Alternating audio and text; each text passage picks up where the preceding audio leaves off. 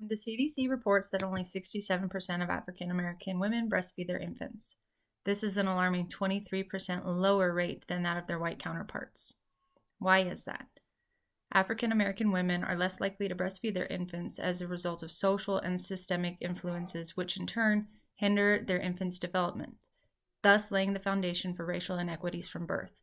This is an intentional hindrance of equitable opportunity derived from American institutional racism. My study aims to find the implications of systemic oppression on breastfeeding African American women and their children, and how these inconsistencies contribute to childhood well-being. The poor breastfeeding rates of the Black community contribute to potential for slower overall child development, psychological disadvantages, and lifelong inequities.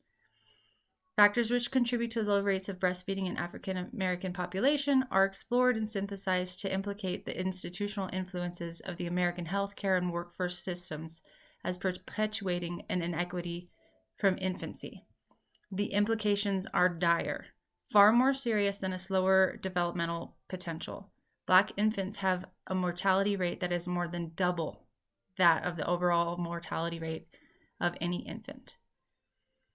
Factors which contribute to the lesser rates of breastfeeding amongst African American women are poverty, intergenerational trauma, poor access to quality health care, lack of social support, and they are underserved in regards to lactation support and education.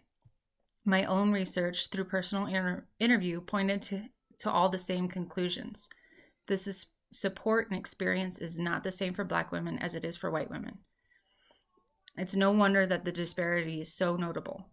It is my hope to further exploration on this topic and the factors associated with the low rates of breastfeeding will shine light on some subtle institutional oppression methods and allow for meaningful changes in the healthcare system when it comes to supporting Black women during pregnancy, labor, and lactation.